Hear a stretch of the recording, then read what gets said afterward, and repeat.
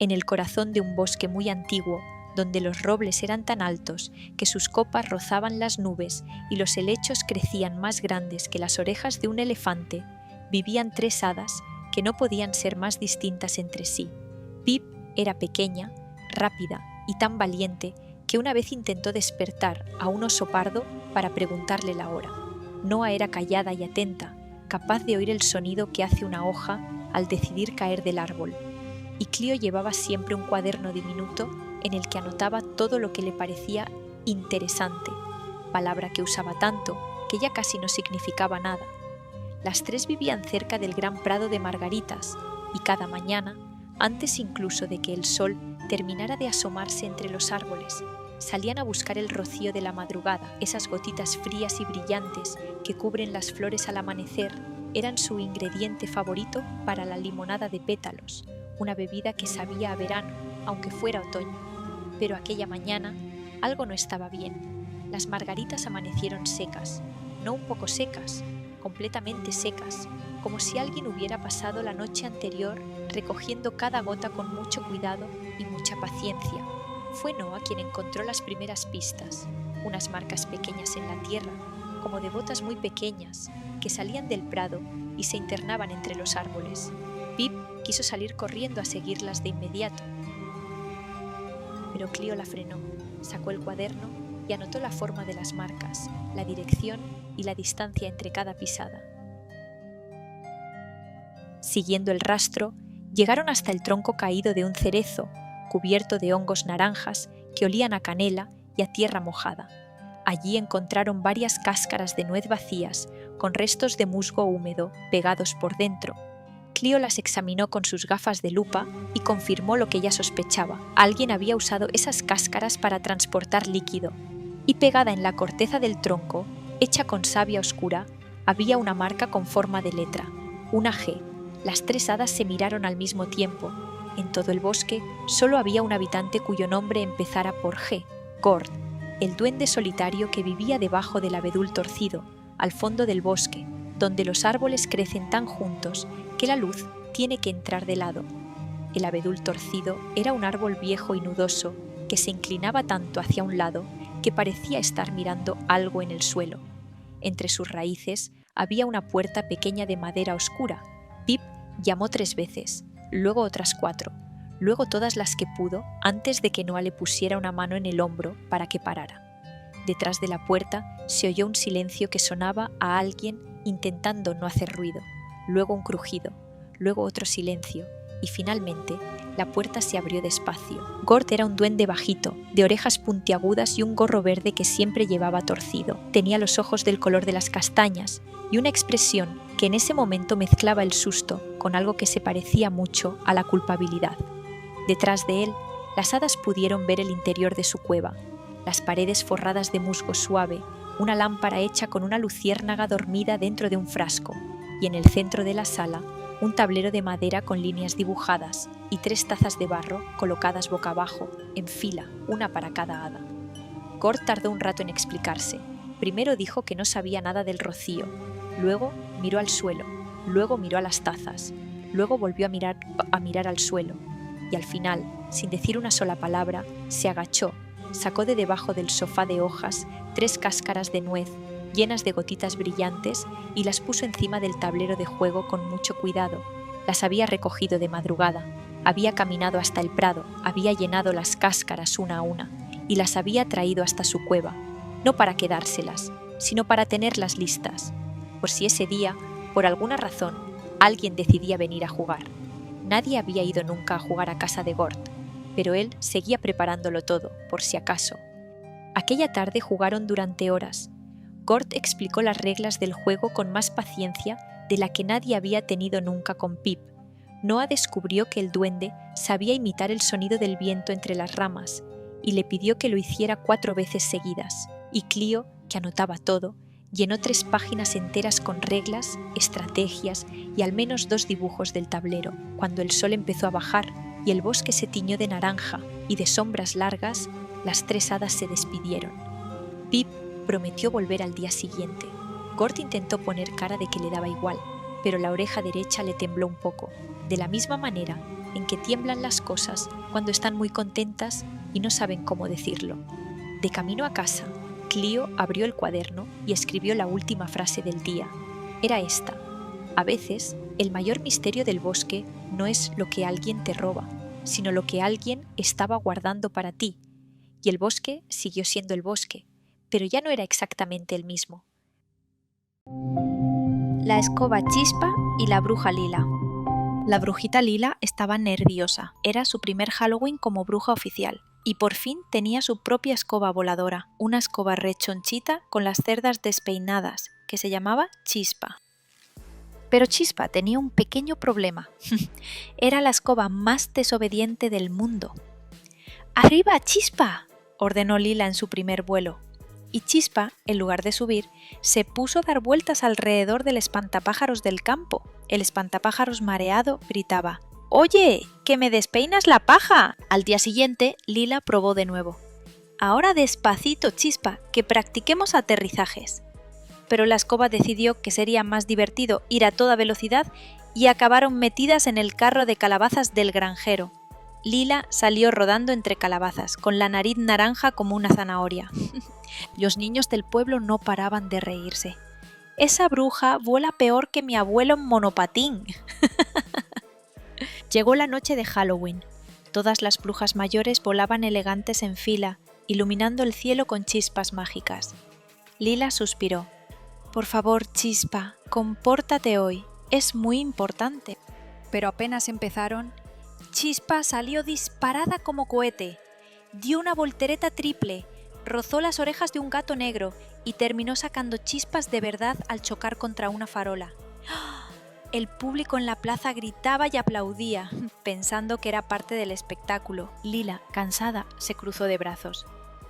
«Chispa, esto no es justo. Yo intento hacer las cosas bien y tú no me escuchas». Chispa bajó las cerdas, como si fueran orejas tristes. «Es que tú solo mandas, mandas y mandas, y nunca preguntas qué me apetece hacer a mí». Lila se quedó sorprendida. «¿Tú también quieres decidir?» «Claro», dijo Chispa. «A veces quiero girar, a veces saltar, a veces volar despacito para ver las estrellas». Lila sonrió. «Entonces hagamos un trato. Yo digo lo que toca y tú añades tu toque divertido». Y así lo hicieron. Cuando Lila ordenaba «arriba», Chispa subía haciendo zigzag. Cuando decía «abajo», Chispa aterrizaba con un giro de campana. Cuando decía «recto», Chispa dibujaba un corazón en el aire con polvo brillante. El público estalló en aplausos. «¡Bravo por la bruja Lila y su escoba bailarina!». Esa noche, Lila y Chispa entendieron algo muy importante. Volar no era cuestión de mandar ni de desobedecer, sino de escucharse y trabajar en equipo. Y desde entonces, cada Halloween, mientras las demás brujas volaban en fila recta, Lila y Chispa hacían acrobacias tan graciosas que todos los niños terminaban riendo a carcajadas. Mochi, el gato de la bruja Lila. En un pueblo lleno de calabazas y farolillos naranjas vivía Mochi, un gato negro, esponjoso y un poquito torpe.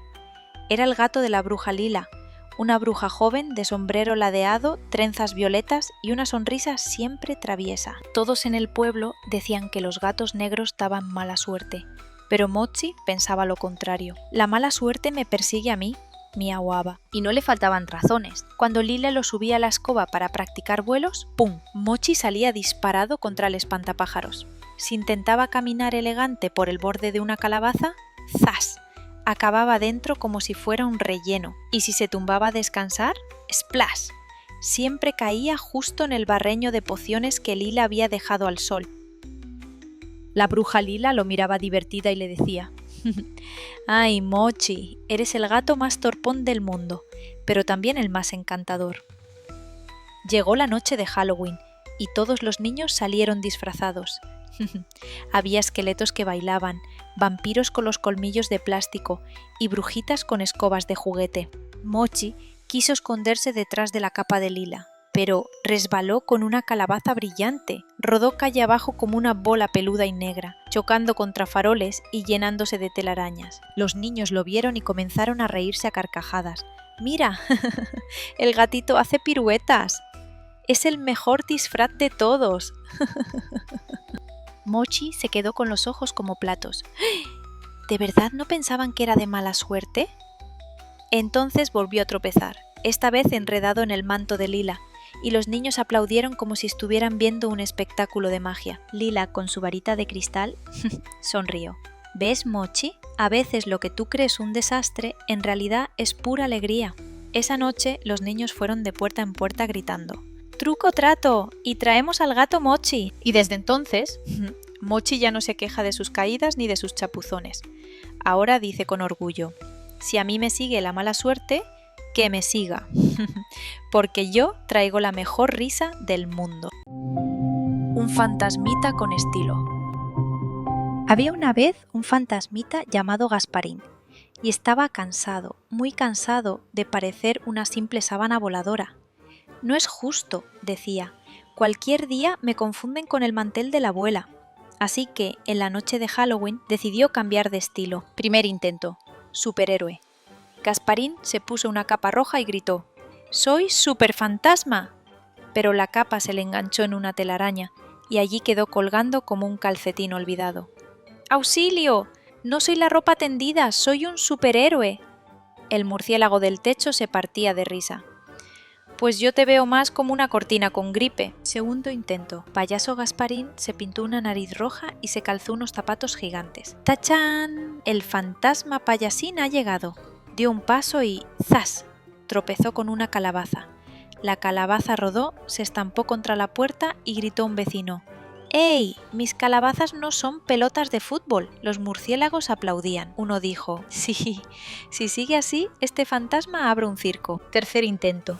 Astronauta Gasparín se colocó una pecera en la cabeza a modo de casco. ¡Houston! ¡Tenemos un fantasma! Pero claro, la pecera tenía agua y empezó a hacer blup, blup, blup. Salió disparado como un cohete, pero aterrizó. ¿Dónde? Exacto, en el tendedero otra vez. ¡No! Siempre acabo aquí. Parecen más importantes las pinzas de la ropa que yo. Lo peor era que las sábanas estaban arrugadas. ¿Quién plancha sábanas? Ni los vivos, ni los muertos, nadie. He probado de todo y sigo siendo una sábana voladora. ¿Y si ser yo mismo es lo que me hace especial? Esa noche salió sin disfraz, con sus arrugas, sus agujeritos y todo. Gritó: ¡Bú! Y los niños se rieron, lo abrazaron y hasta quisieron hacerse selfies con él. Gasparín sonrió. Al final, no necesito ser superhéroe, ni payaso, ni astronauta. Lo importante es ser yo mismo. Y desde entonces, Gasparín fue el fantasma más feliz del barrio.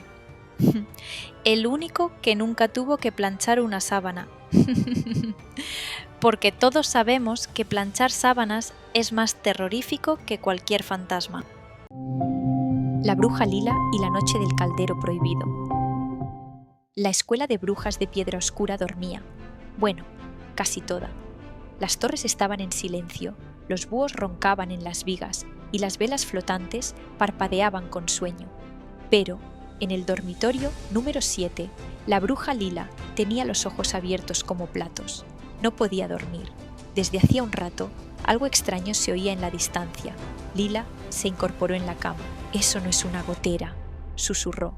Chispa, su escoba, descansaba apoyada en la pared.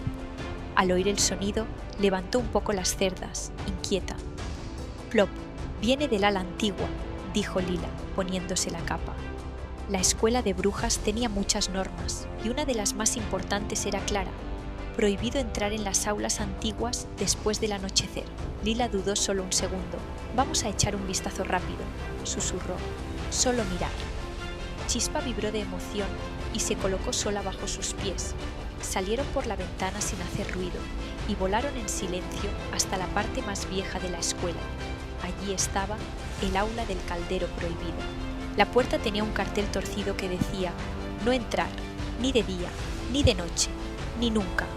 Eso suele significar «entra con cuidado», murmuró Lila. Empujó la puerta. Dentro, el aula estaba iluminada por una luz verde que subía y bajaba. En el centro de la sala, sobre un círculo dibujado en el suelo, había un caldero enorme y estaba burbujeando solo. «Yo no he hecho nada», dijo Lila rápidamente, mirando a Chispa. El caldero respondió con un plop más fuerte. Entonces, una burbuja subió despacio y al explotar, el aula cambió. Las paredes se estiraron, el techo giró como un carrusel y de pronto Lila ya no estaba en el aula. Estaba en un pasillo larguísimo, lleno de puertas iguales. «¿Chispa?», dijo. «¿Esto estaba aquí antes?». La escoba negó moviendo las cerdas. A lo lejos se oyó un gong profundo, como una campana gigante. Una voz antigua resonó por todas partes. «La noche del caldero ha comenzado. Cuando suene el último gong, la escuela no despertará». «¿La escuela no despertará?», repitió Lila. «Eso suena muy mal». El pasillo empezó a moverse lentamente, como si respirara. «Vale», dijo Lila. «Plan rápido, encontrar el caldero, apagarlo, salir corriendo». La primera puerta se abrió sola. Dentro había una clase, pero duplicada. 2 pizarras, 2 mesas, 2 profesoras dormidas roncando al mismo tiempo. Al explotar otra burbuja lejana, una de las pizarras salió corriendo con patas de tiza. «¡Eh!», gritó Lila. «¡Vuelve aquí!». Chispa salió disparada tras ella. Cuando salieron de la clase, el pasillo ya no era el mismo. Ahora giraba en espiral. «La escuela está cambiando con cada burbuja», dijo Lila. «Tenemos que darnos prisa». El segundo gong sonó. ¡Gong! El suelo tembló. Llegaron a la sala de armarios infinitos. Cada armario se abría a otro armario, y dentro de algunos había sombreros que gritaban «¡Ese no combina!»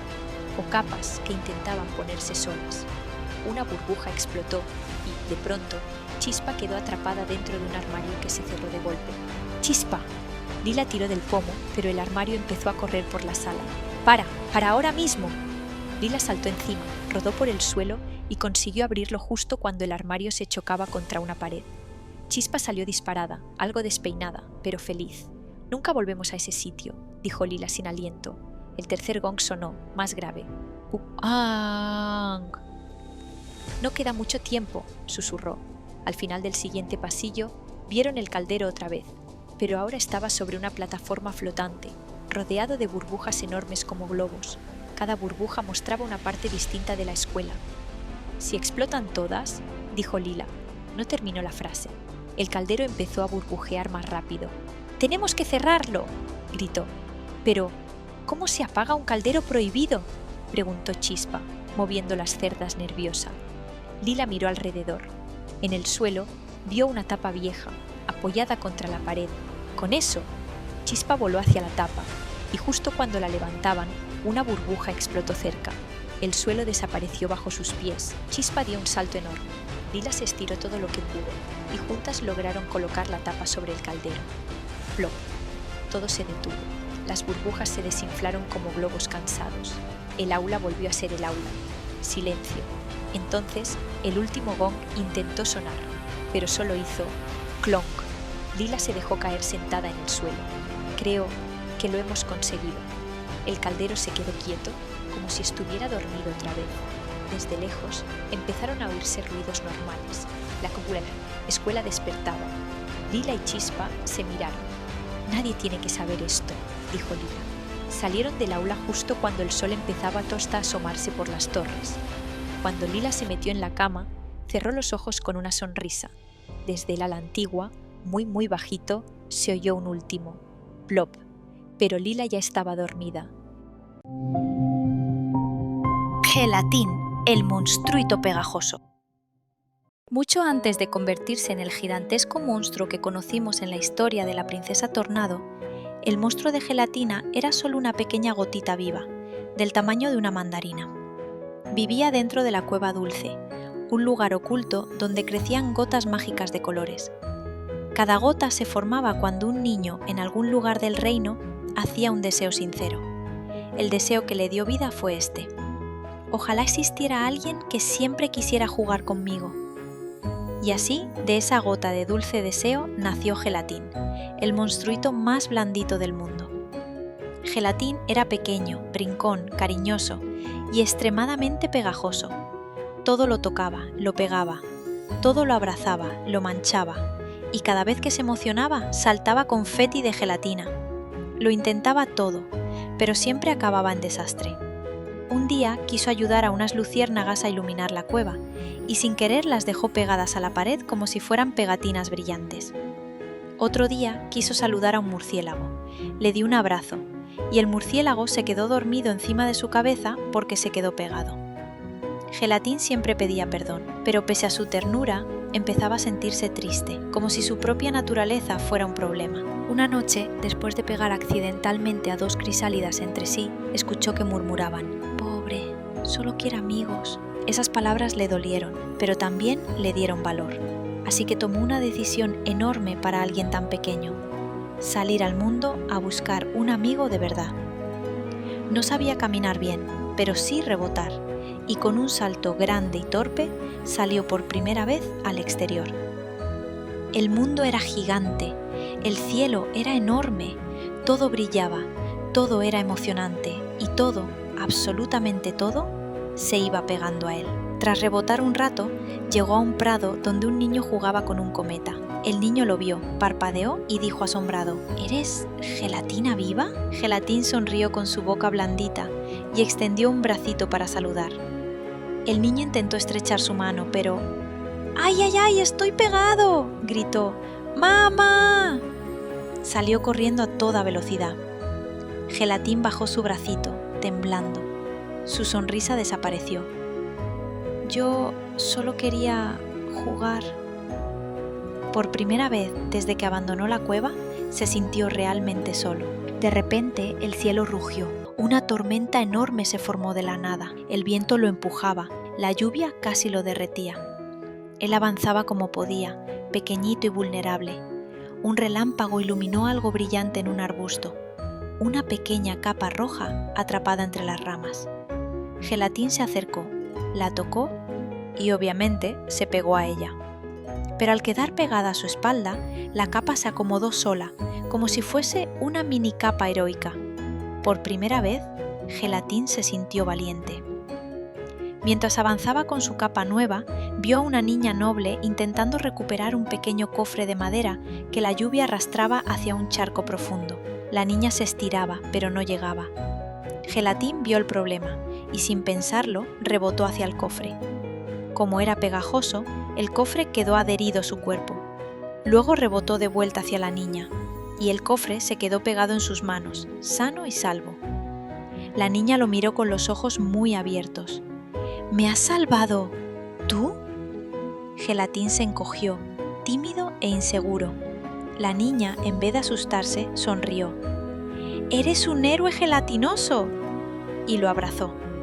Fue el primer abrazo que no salió corriendo. La niña ajustó la pequeña capa roja en la espalda de Gelatín. Él dejó escapar unas burbujitas brillantes que flotaron a su alrededor. «Prometo que intentaré no pegarlo todo», dijo bajito. La niña rió. «No importa si a veces la líes, a mí me encantas así». De repente, a lo lejos, sonó un cuerno del castillo, un aviso de tormenta mágica acercándose. La niña miró. «Debo regresar al castillo. ¿Volverás a verme?». Gelatín miró la capa, miró a la niña y luego al bosque profundo detrás de él. Algo dentro del bosque parecía llamarlo, una energía dulce, misteriosa, que vibraba igual que la magia de la cueva dulce. Rebotó una vez. Eso quería decir sí. La niña sonrió y echó a correr hacia el castillo. Gelatín, en cambio, se dio la vuelta y avanzó hacia el bosque. Cada rebote lo hacía un poquito más grande, apenas perceptible, pero real. La sombra que proyectaba en el suelo parecía crecer con él. Aún era pequeño, aún era dulce, pero su historia apenas comenzaba. Colorín colorado, el cuento ha acabado, pero otro vendrá si estás suscrito a su lado. Sueña, sonríe, vuelve a escuchar. Cuentos para soñar.